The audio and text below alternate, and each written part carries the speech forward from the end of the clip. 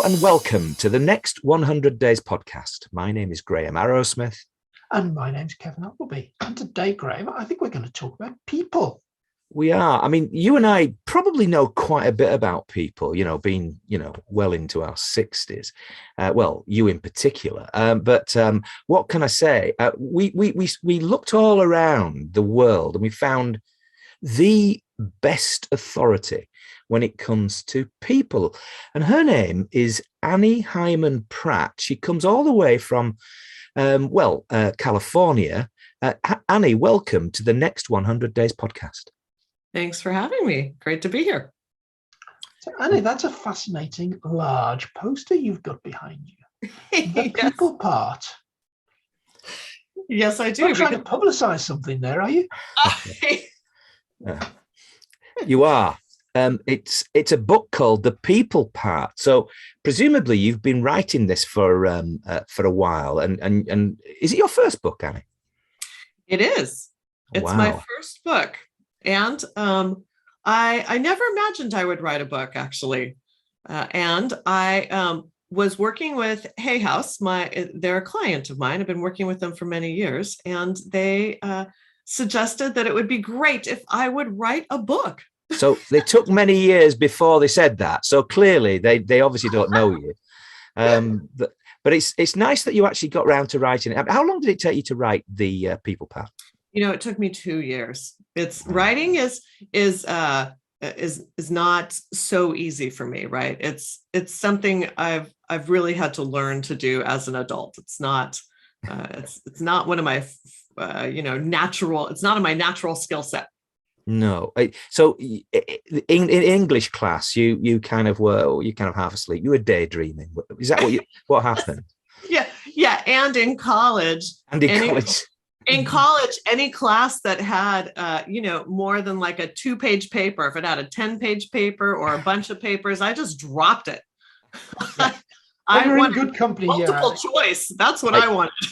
I love it. Very good company here with Graham and I. We just like talking. We don't like writing, do we, Graham? Well, no, I have a little bit of copywriting to do in my business, but to be honest with you, it's something I have to work really hard on, and I sort of rely very much on the greats and people like Dan Kennedy and people like that in the world who know their stuff. And oddly enough, one of his big supporters is Joe Polish, and Joe Polish wrote a fantastic testimonial for you, along with Jeff Walker and everybody. Joe Polish, Jeff Walker. God. I know. Yeah. It must be really warming from your point of view, Annie, to have so many people really into you in that sense that they love what you're doing. Yeah, I love what I do. I really do.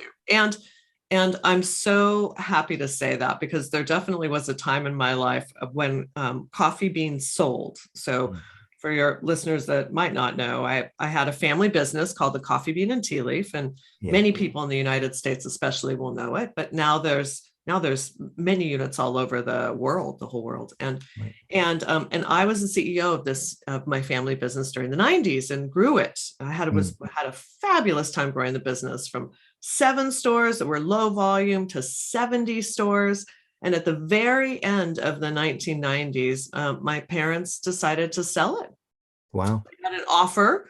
They brought you in and they said, Annie, you're doing too well. You're embarrassing us. We're going to sell the company from under you. Is that really what happened? Sort of. But, I didn't want to sell it at the time. So I was heartbroken for a while. Sure.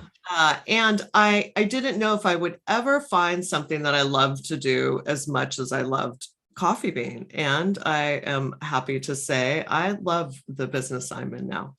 I love helping entrepreneurs with their businesses and helping them really with this people part, a part that they often think that they're not very good at, but they can be really great at. It makes a big difference. Well, I don't know about you, Kevin, but one of the things that I'm intrigued to learn is we've had staff. I've had staff currently. They're not here anymore, but basically, I've had staff in corporate. Kevin's had staff in corporate. we've probably, along with everybody else that you'll know, have made as many mistakes as I'm sure you've come across with staff. But is this book a recipe for getting it right? Yes, it is. It's a recipe, and not only for getting it right, it's a recipe for enjoying leadership, right? When I call this the people part, it's because so many entrepreneurs and leaders would come to me and say, I'm great at what I do. I'm great at I'm great at writing, or I'm great at training dogs, or I'm great at working in film, whatever it is. But they would say, and then I'm not so good at the people part. Yeah. Right. Like as if this is the part of their day that they dreaded. And the people part, which I kind of get that, because to be honest with you, I mean, people are, what was it that, oh God, don't want to misquote, but Samuel Beckett, I think he called them all bloody ignorant apes.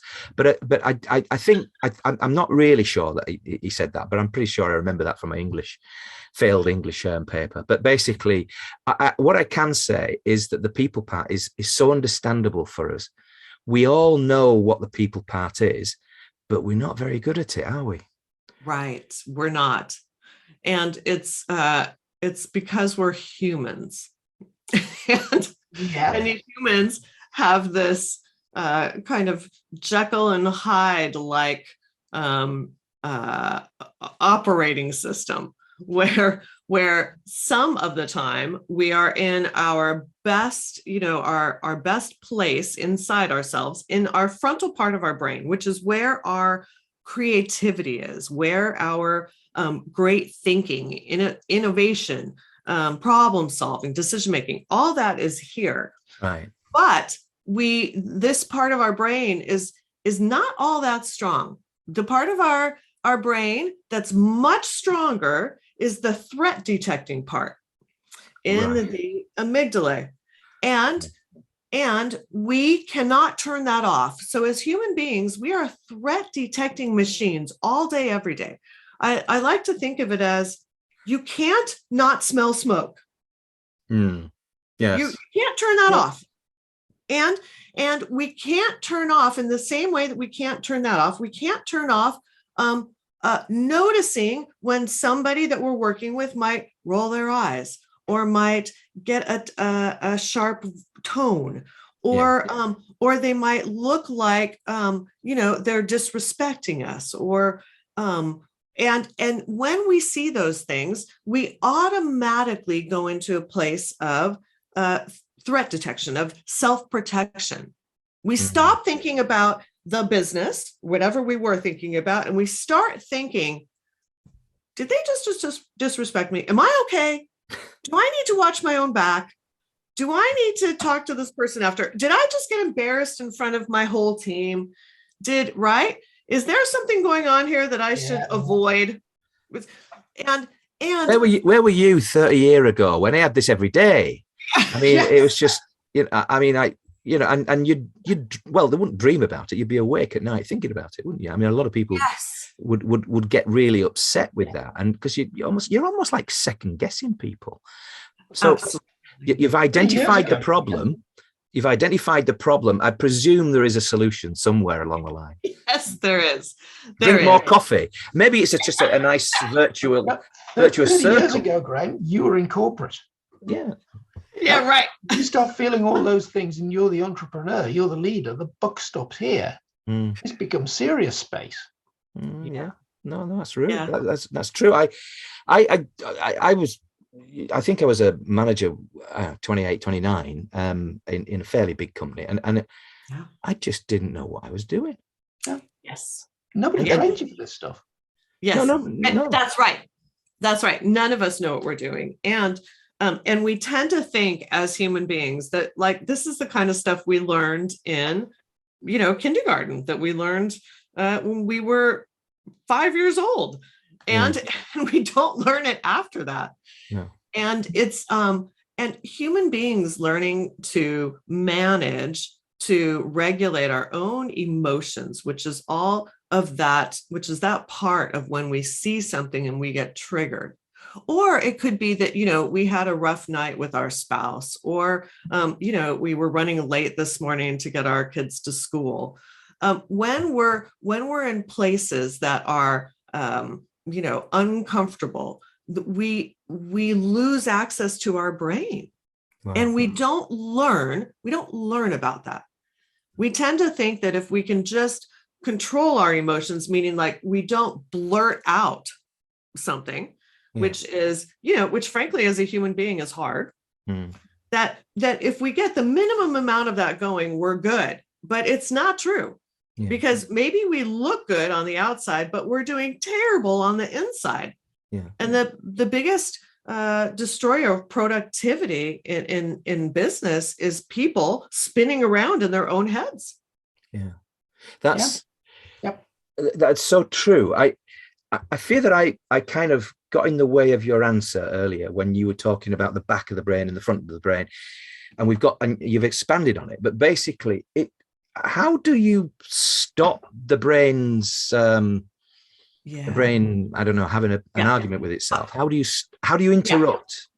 Yeah, exactly. How do you stop that cascade that's happening? Because once you're a bit triggered, it's going to get worse, not better, if we don't do something different. I guess, right? So interrupt is sort of the perfect word for it. Right. And the first thing that we need to do to interrupt is to recognize when it's happening. And that actually is harder to do than it might sound. Simple to say, hard to do. And especially because some of these emotional triggers, some of these emotional places that we are in are habitual. They feel normal to us. So for me, I had to really recognize when I was in a place of anxiety, right? And that felt normal to me. Like, I'm always a bit anxious. But when I got anxious, I no longer had good thinking anymore. I couldn't interact well with people. It's like my anxiety was driving my behavior, and not in a good way. So the first thing I had to do was recognize it, to say inside myself, right? Or even I could say it out loud too, of like, oh my gosh, I'm feeling anxious. And then at that moment, to pause whatever I'm doing and change my state. Stop thinking. For me, that's what it is. Stop thinking. For other people, it's stop talking. That'll make for a pretty good podcast, I guess, wouldn't it, really? Yeah, exactly. Yeah. Definitely. But it strikes me, because anxiety is one of those things that it just seems to be a younger person's thing, that you get to this age and you think, well, I'm really anxious. It's a bit like, I don't really care. But basically, but I wonder whether or not there's a sort of a mathematical Sheldon type formula that, sorry, I mentioned Sheldon from the Big Bang Theory, who I think is like a hero. But almost like a differential between the back of the brain and the front of the brain. Somehow if there's a sort of an imbalance in terms of the amount of impact that relatively is going on in those parts of the brain, then you have anxiety. Yes, exactly. When you have anxiety, you're not in the front part of your brain. Right. You may think you are. Yeah. But you're not. It's like, it's like when we're in an argument and we think that whatever we say next is going to win. And then, 2 days later, we're looking back and going, oh no, I can't believe I said that. Right. So it is, that part of our brain is overly strong.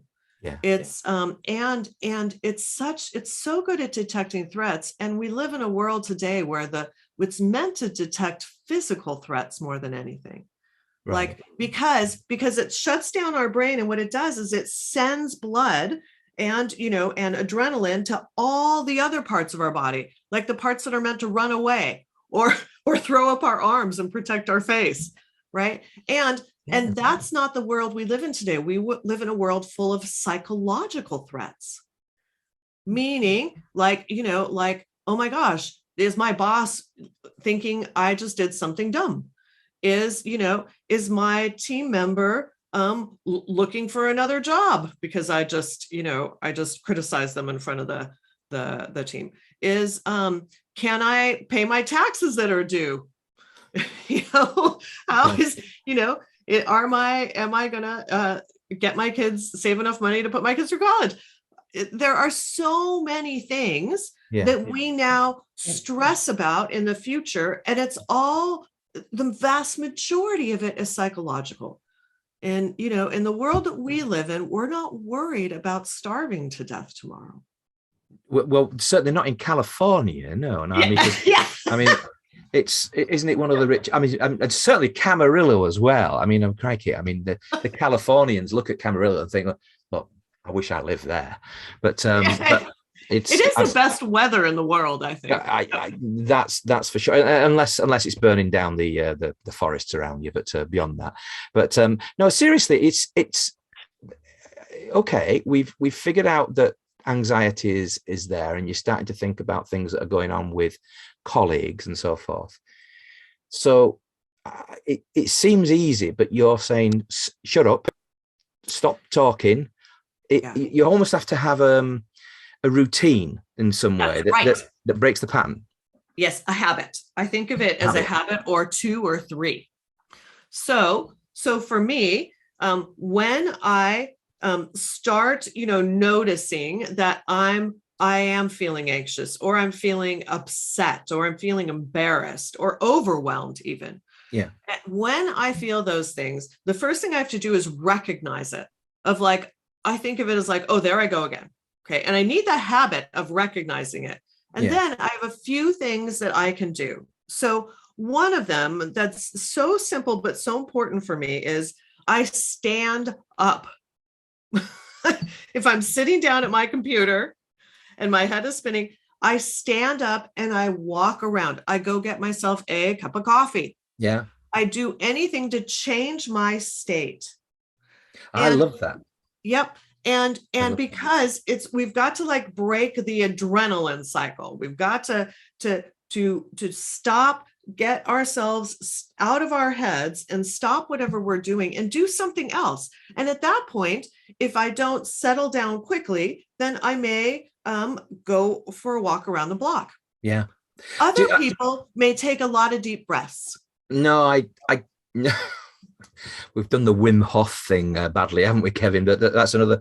There is a video out there of me trying to do the Wim Hof thing, and somebody, I think one of the comments is that you're doing it wrong. Well, I know I'm doing it wrong. It's me. There's a big TV series going on in the UK at the moment with Wim Hof, so it's probably time to bring that video out again. No, it isn't. No. Unfortunately, it's out there, so it can't be undone.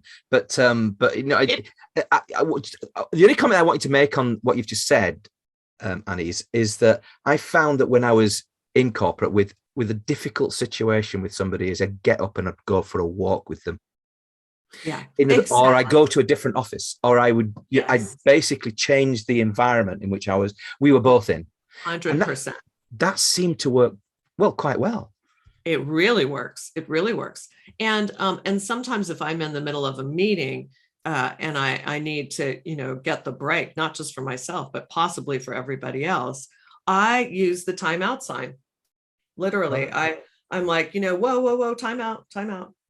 And that naturally pauses us. Like, we all recognize that.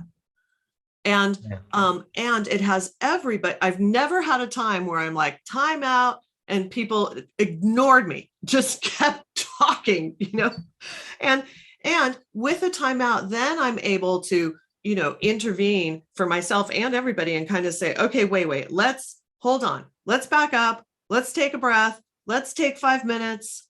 Let's, get another round of coffee going. Whatever it is, we want to, I basically, by doing the timeout, I am able to get everybody to get out of their heads for a moment. Right. Yeah. And then I can call for a break. Yeah. Like, let's get some coffee. Let's take 5 minutes. Sure. Sometimes I say, this is another habit that I have often I will say, whoa, let's back up. let's start over. And I'll even use my hands because that really helps people stop going on whatever they were going and take a pause inside their head. Yeah. Of like, okay, let's back up means we really are going to not keep going in the direction we're going here. Yeah. And it's a very fast way, very recognizable way of having people, stop, take a break. We're in the week or so of Elon Musk buying Twitter, and during that week, some Twitter employees have found it quite stressful, and they're probably thinking ahead to a point where this person's going to come in and change their lives completely. And the chances are maybe not, or maybe, but basically, they're clearly upset. Now, I have my own personal feelings about that, but I can understand that they feel threatened in some way or other in their own minds. That's right. If Twitter sort of launched you into their company, how would you deal with crying lawyers and goodness knows whatever else they've got down there? I mean, would you just put an arm around them and say, look, I'm from the people part, everything's going to be okay? You're going to be fine. No, I might do that at some point, but not to start. Okay. When people are in fear or anxiety, or there's going to be a big change going on, the first thing to do is to get it onto the table. Meaning the worst thing to do is to say things are going to be fine. What we need to say is, we don't know how things are going to be. Yeah. And that's okay. Yeah. And so let's talk about what we might do if things change. How would we handle that? And the thing about being human, or about, lots of people talk about resilience these days, right? Like you got to be able to bounce back and be able to accept challenge and stress and do better in stress, etc. And that's true. But our human brains trick us into thinking that the way to do that is to avoid the stress completely, is to somehow control it all so that I'm fine and I don't have to go through the stress. And that's the opposite of what we need. What we really need is to get confidence that even if things change, we're going to be okay. Yeah. And so the very first thing that I do in those kind of situations, and I dealt with this a lot after 2008, and I'm old enough to have gone through that right in the middle of my career, and where I did a lot of turnaround work.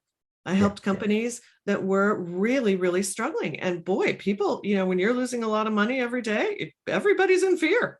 Fear of their job, fear of going bankrupt, fear of everything.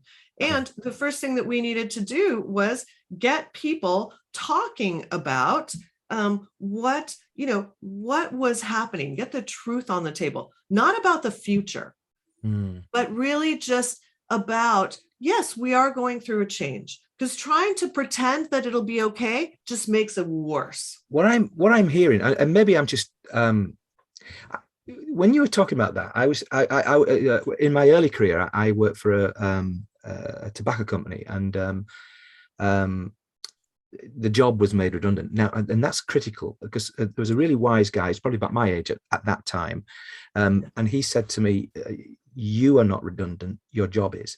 It's almost like he sort of extracted the fear out of my head and placed it in a separate part that says, you can deal with that because you can see it on the paper and so forth. And I just felt that was one of the most insightful things I'd heard at that point, and probably since, because it somehow took out the fear and the anxiety and of a situation which was worrying. Just bought the first house. The wife had spent all my money. But no, it's not true. She's in the house somewhere, and she might hear. But basically, put a new kitchen in and so forth. And then, good God, we've lost. The job's gone. So it's that ability to almost think of it almost on the table. I think that's kind Yes. of where you were going with that. Yes. Get it out of your head and somewhere that you can deal with it, and not Yes. in here. Is Yes. that what you were saying, Annie? 100%. Because Right. when you get it out onto the table, and it loses steam, it doesn't gain steam. You can put it on the table as sort of one possibility, but then you can look at it outside yourself and say, well, what would I do if I lost my job? Yeah. And by having just a little bit of idea of like, I'm not helpless, I can start I can start doing a little networking now. I can start looking through ads. Yeah. I can, think about this company a little differently in its change, and think about what else would I like to do here. There's all kinds of things that you can do differently if you stop just staying in fear. Yeah. If you, and inevitably we imagine things much worse than they are. Yes. Yeah. That's, I've got to, I feel that it's something that, I've worried about certain things throughout my career and lost sleep because of things. And unnecessarily, when I think back. And some little technique was to have a little piece of paper next to on the bedside cabinet sort of thing, and just write it down, even in the middle of the night. And then in the morning, you wake up and you think, was that what I was worried about?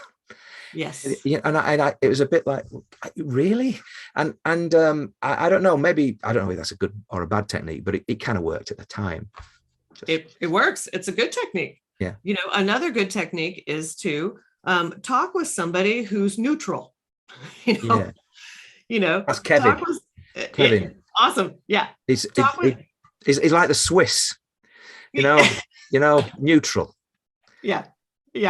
Neutral. Yeah. Because talking with somebody who will be in a fear place with you is generally not so helpful. Yeah. But talking with somebody who has better perspective than you is, who can see things more clearly and really help you regulate. And as humans, when we aren't in a good place, we tend to isolate. That makes our emotions worse. And we humans have something called co-regulation. It's like, one second. You and Annie share an interest. Dogs. Yeah, you and Kevin. It's all right. Used to editing out dogs, Annie. Do it all the time. Yeah. I'm not guilty this time because mine are in kennels because I'm not at home. Right. Yeah. Oh gosh, what was I saying here? I was talking about I'm going to say dogs, but Kevin's put the idea of dogs in my mind. But we were talking about taking things and almost out of your mind and into almost a safe space and talking to somebody who was not involved. Yes. Humans have co-regulation. Co-regulation, that's it. Yep, co-regulation. That means that it is actually easier for us to get hold of our emotions when we're with other humans who are in a good place. Right. We expand, right? That's why it's so hard to be around negative people. Yeah. Because it's almost impossible to not turn negative. But when you're around positive people or neutral people or people that are fine, that's how I think of it. Like, they're okay right now, makes me okay. Yeah, I don't know if it's Lego training, but I've got this picture of a bit of training that I had years and years ago, where if you're around negative people, imagine you've got a glass like vase over your head, and they can see you, but you can't hear them. Yes. They're not infecting you because it's bouncing off the glass. But I don't know if it's a sort of a silly idea, but basically it's that idea of you sometimes you can't extract yourself because you're surrounded by negative people, but basically you can do something to say, actually, it's just not coming in. I'm doing something mentally to keep them out. Absolutely. And it really helps to recognize, not get into what they're saying, but to recognize, oh, wait a minute. Like that could take me down. Yeah. Right. Like, that's the kind of thing of where I do need to do something to protect myself a bit. Yeah. Are these sort of ideas expanded on in the people part? Yes, very much. Very much. In fact, the whole first chapter is about self-leadership. And self-leadership is all about staying in a good place inside yourself so that you are no longer focused on yourself. right? Right. And when I say focused on myself, I also mean that if you're in a place of like blame, judgment, criticism, overwhelm, whatever, all of that stuff is no longer about the business outcome or about helping somebody else or achieving, getting the work done that you actually need to do. And we need to learn how to regulate those triggers, regulate the emotions so that we can stay on task, keep working on the thing that we were meant to come together to work on. Kind of like sports, right? Like, how people talk about having, a good mindset. Like sports is all, when you get good at the skills, it's all about the mental game. Got you. Right? Yeah. Like my husband plays tennis and I am, and for sure that's about the mental game. And really what that is staying out of your own way. Yeah. Because if he's playing tennis and he starts to think, oh my gosh, I just, blew all these points. I just made all these mistakes. I'm afraid of making another mistake. Now he's focused on himself, not the game anymore, really. Yeah. And he's going to make another mistake. Yep. No, it's the same in business. Yeah, I when I was about 18, I could fashion a John McEnroe serve badly, but nonetheless, I practiced, but I think I was a very average tennis player, I have to say. But so well done on your husband playing tennis, and it's a good way of keeping fit as well, because you're dashing around the court. Oh yeah, it's a great way of keeping fit. He's super fit, and and I hear a lot about how the games went, right? I think he has a pretty good mental game, but certainly when the game doesn't go well, he has more trouble staying out of self-criticism, self-blame, which actually is a big thing that I do talk about in the book. Self-blame is just as damaging as blaming other people. Do you think people are more inclined to blame other people before they'll blame themselves, or does it just depend on you? I think it depends. At the end of the day, all blame is self-blame. I know that might sound strange, but at the end of the day, when we judge other people, we are essentially also judging ourselves. Yeah. Yeah, but it's easy when I just say it's Kevin's fault, because everybody will believe it. It's always Kevin's fault. It's Kevin's fault, but it's no. It's not. I know. I kind of get that, and I do fear that sometimes because if you're working on your own, it's your fault. So there's I could blame the wife, but it's not true, and so is there a way in which you can get out of that? Yes, and you're basically going to get out of blame altogether. That's the point. It's like I have a process in the book called the core process, and it's a mental process to help you very quickly resolve the thing that triggered you in the first place. Get yourself to a much more neutral place altogether. Right. Okay, so let's say let me give an example. Let's say that I'm upset because my husband forgot to pick up something for me on the way home. Okay, and I might be thinking in my head, he always does that. All right, and then I can go down. You just can't let it go, can you, Annie? You just can't let it go. Right. Poor fella. Yeah. Yeah, that's how we are. That's how humans are, right? And we very quickly go to the place of like, he always does that. And then we expand on it. And it's it's so terrible. Yeah. Okay. So the thing is that if I leave it in that place, again, it will gain steam and not only take me into a non-productive place, but it will really hurt our relationship. Yeah. It'll super hurt it. So I have a process called the core process. And there's a few things in it that I think are super important. I won't run through the whole process because it's in the book. Yeah. But the first thing is to really clarify the facts. Like, let's start by kind of being neutral as possible. Just talking about the facts, not how I feel about it, but the facts. So if I'm blaming him because he has forgotten, and I secretly think that not only has he forgotten, but he's forgotten because he doesn't care about me, right? Then I want to think about what just happened here. It's like, okay, he played tennis earlier. He had a full day. He didn't sleep well the night before. Those are the facts. Yeah. Just what's happened, right? Okay. And then I want to think about, well, how do I want to play this? How do I want to be in this situation? And I can, if I can play it in a way of like, I'll say a snarky comment when he comes home, because, you know, I want to win an argument. I'm mad. I want to blow off some steam. Okay. But the point is, like, I'll have to choose that if I start thinking about it. And chances are, if I think, how do I want to play this? It at least puts me in a place where I have a choice. I'm not being run by those feelings. I have a choice.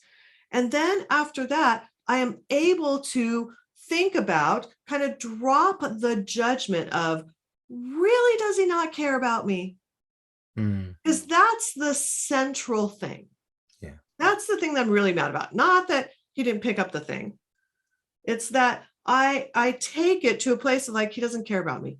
So then it's like, okay, well, I want to show up in a way that actually is going to improve the relationship, maybe even result in him picking up stuff next time. And at the same time, I want to get myself to a place of, wait a minute, he does care about me. And then I can think about, in that place, I can think about what's really going on here. Do I know that he didn't pick this thing up today because he doesn't care about me?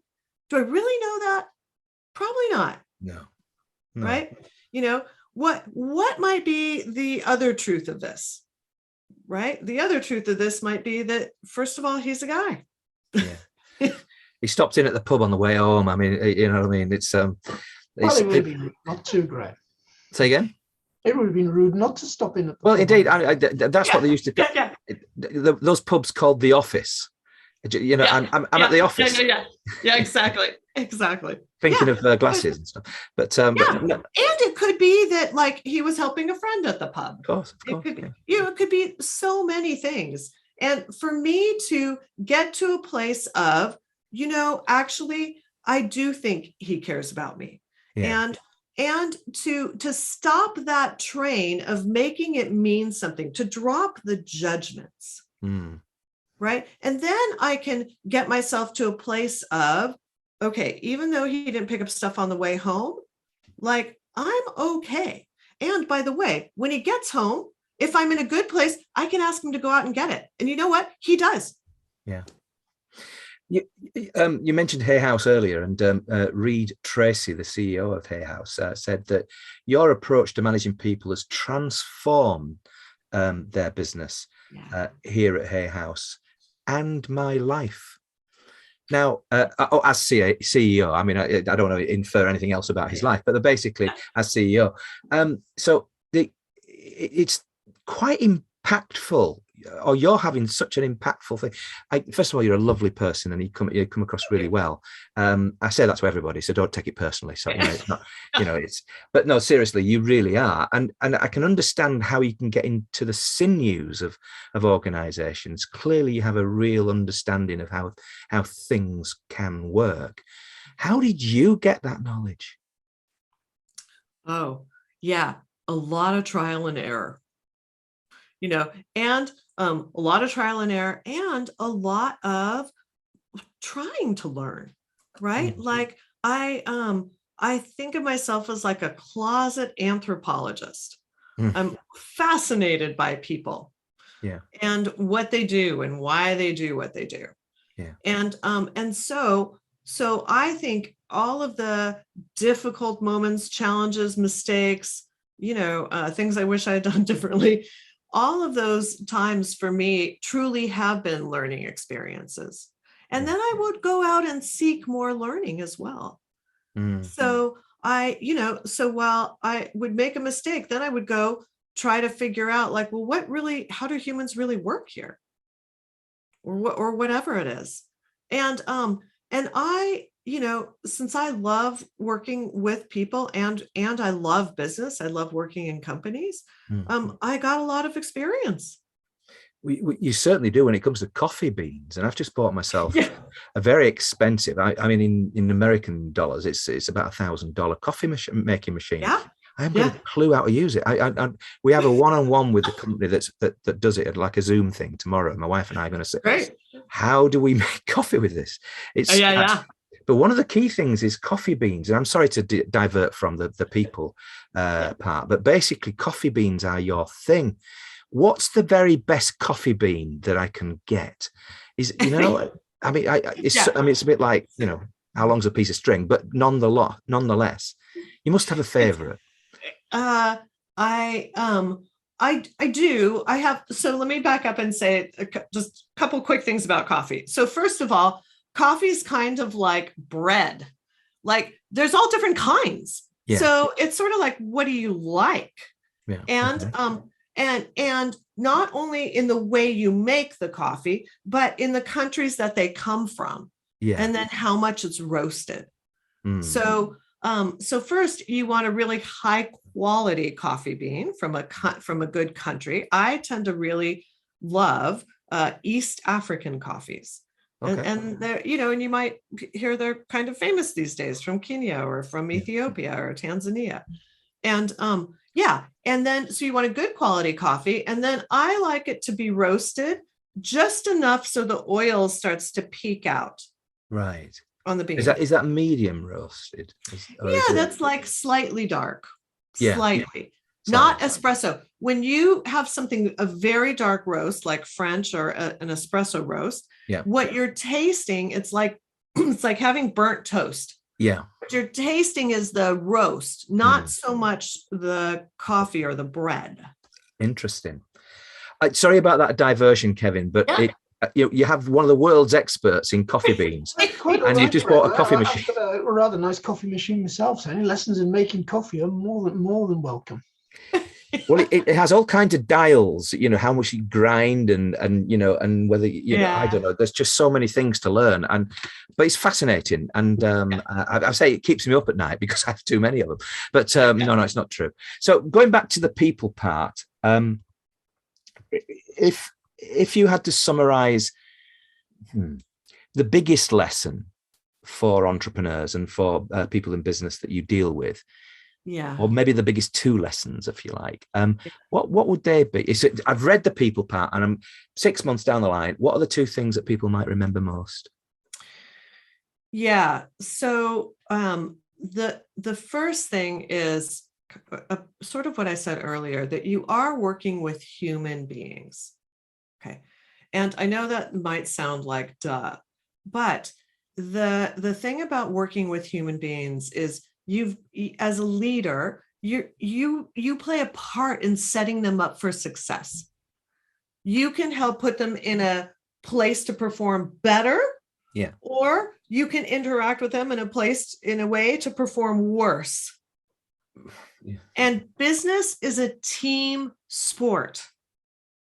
If you want a business, and why people like Reed Tracy, the CEO of Hay House, are generally happier, more successful after they work with me than before, is because you do need a good team so that you can take time off, so that you aren't stuck in the weeds of your business. Mm-hmm. And for most business owners, that's the thing that destroys their quality of life, is basically having to do everything in their business because they don't have a team that's set up to succeed. And so that's the very first thing, is that even if you are, even if you don't want to spend your day doing people stuff, we need to have you know a few basics well enough that you can develop a team that can take on the responsibility of your business. Yeah. So that you can work on the fun stuff, work on the stuff about the future, work on the things you like to do in the business, and have your life. And that is the holy grail of being an entrepreneur. That's why people become entrepreneurs. But if you only do it by yourself, you don't have anybody to help. You won't have a business unless you're doing it. I've got to say, that echoes a couple of our recent guests as well, and some of their advice. Kevin, you might be thinking about Paul Avins, I was thinking in particular about Paul, and funnily enough, that episode with Paul that we released a couple of episodes ago, because we record in advance. I've been editing that particular show today, and I was really reminded by Paul saying, well, hang on, you get to £1 million and you've probably got there through a bit of grafting, a bit of outsourcing, whatever. But what gets you to £1 million doesn't get you to £5 million. What gets you to £5 million is about having a great team around you. So suddenly to grow the business to that next level, you have to bring people on, you have to make a team. Yeah, you do. And you have to have a team that is performing and wants to perform. Otherwise, you won't get that growth. And I think that just echoes absolutely beautifully with what Annie's been saying. It seems like you're all in a club. You all go to the same club in Camarillo in California. Paul obviously gets a cheap flight over there every now and again. But and you and Joe Polish and Jeff Walker and goodness knows how many others. And you all share that amongst yourselves. And but it's a wonderful thing that you're doing, because I think Kevin's right and Paul's right, that effectively that extra bit, the bit where the team really comes in and you extract yourself, hopefully, to make sure that the team does succeed. I guess that's where you're coming in, isn't it? It's just what you said. Yes. Yeah. And lots of the entrepreneurs that I work with, when they come to me and my team, because we walk the talk of the book. Sure. I have a fantastic team. Yeah. And when they come to us, they're generally burnt out. That's kind of the latest way that most people say it. I'm burnt out. I don't even know if I like my business anymore. I liked it when it was really small, but now that it's a little bigger and I have some people, it's too hard. And at that moment, it's like, wait, this actually can get so much better. And it's, it's a lot of it is counterintuitive. And especially for entrepreneurs, because entrepreneurs know how to be successful by themselves. That's why they're entrepreneurs. Yep. And there are some things that you do need to learn to work with people. But I think of it again like a sports team. You're going from being the star player, the only player, to first a mix of star player and coach. Yeah. And then the more you want other people to play the game, the more you're going to become the coach. Yeah. And who cares about their players? Who's like, I can't take the shot, so I'm going to support them to be really good at scoring points. I really do think you have a place at Leeds United. I think we have an American manager right now, and I think he should bring you in to help the team. Is it Ted Lasso? Well, it's kind of like that. That's what it isn't, but it's that sort of idea. But no, his name's Jesse Marsh, but he's proven himself very capable. So awesome. Hopefully he doesn't need too much of your help. But he's probably read your book, The People Part. So if people want to find out more about you, Annie, and the book, The People Part, well, where do they go? Yeah. So to find out about me and find out about the book at the same time, you can go to anniehymanpratt.com. That's the first place. And my business website is Leading Edge Teams. And the subhead on that is Build Teams, Banish Burnout. And you're promising there. I mean, that's two promises. Yes. And and they go together. It's like we do have to banish the burnout so we can get you successful anyways. Yeah. And working with people is the key. One of the ways I like to say it too is I've worked with so many businesses now. I think over 100 businesses. Wow. I'm pretty sure about that. Now I'm I'm not young. I'm not that young either anymore. Oh, So, no, okay. So you're younger than Kevin and me, that's for sure. But, so yeah. So the thing is, whoops, I just totally lost my train of thought. What was I saying? You were saying that you're not young, but you clearly are. You just proved that's untrue because you. Exactly. You've worked with you've worked with lots of businesses, so there must be something in all of that. That's Oh yes, I have. I've worked with many businesses, and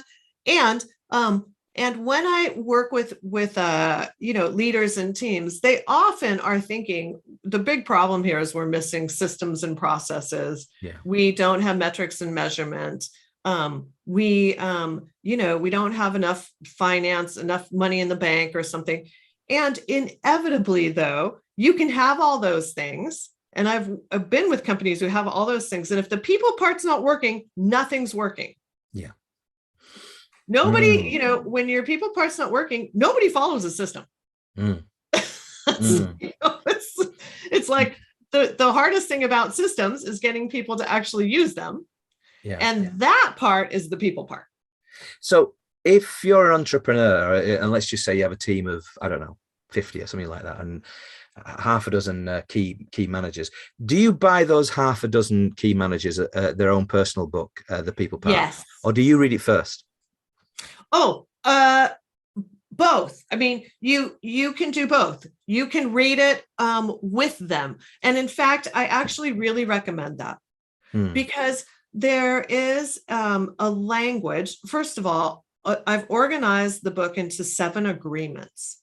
Okay. And it's a great way to understand working with people. People work in agreements. It's like, we want to come to an agreement about what I'm going to do, what you're going to do. Right. We want to come to an agreement about what the outcome is that we're going for, right? We want to come to an agreement that we are going to have each other's backs, for example. Yeah. When I make a decision, I'm going to think about how it impacts you before I make it. So, okay. So because this is organized into 7 agreements, when you read this with your leaders, especially, or your managers or people, it could be everybody in the team, but especially people that are responsible to produce results. When you read it together, you start to get the same language going. Yeah. You start to have a shortcut for how to talk about things. Interesting.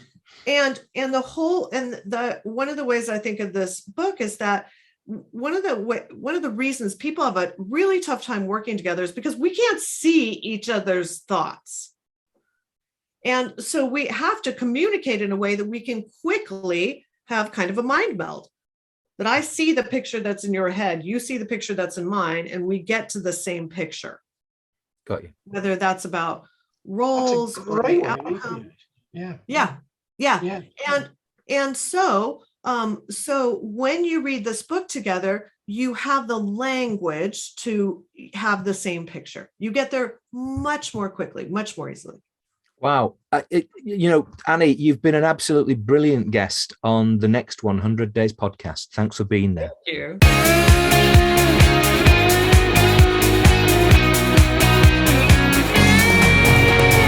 Great. That was a fantastic conversation. People are such a key part of the business. They're that secret sauce to the entrepreneur getting out of his own way and working on the business rather than in it. You've got to have great people around. You've got to have great teams around. And we were talking to Paul Avens about scaling a business, selling a business. You've got to put a great team in place as your successor as well in a business. So you start getting stuck somewhere in that process. And that's really where Annie's book comes in. Because you're not going to do anything about the stuff in that book unless you start ending up in the wrong place. You've really got to be on top of this people stuff in order to get your business to the place you need to be. I don't, whether that's you managing a team of finance people, and I know that's something that you're particularly keen on, or whether that's you as an entrepreneur and you're running your own team, or as you were indicating there, that you've got yourself to say 1 million and you need to get to 5 million. And, you know, it's all about your team. And as Annie was saying, it's almost like getting you out of your own way and getting and becoming the coach for the rest of them. You're not the one putting away the goals anymore. It's the people on the field. So I just think this hopefully it's something of a formulaic, but with insight. I think when Annie got talking through some of the things that are in her book, then it's quite clear that there's some clear understanding going on there. And as other people have described it, groundbreaking work in the area of team and leadership development. So if you're thinking that you've got it all sorted out in your business, except the people part, then you need to buy the people part by Annie Hyman Pratt. I will put a link to that in the show notes. We will. So today, I've been Graham Arrowsmith. I've been Kevin Appleby. Goodbye. Goodbye.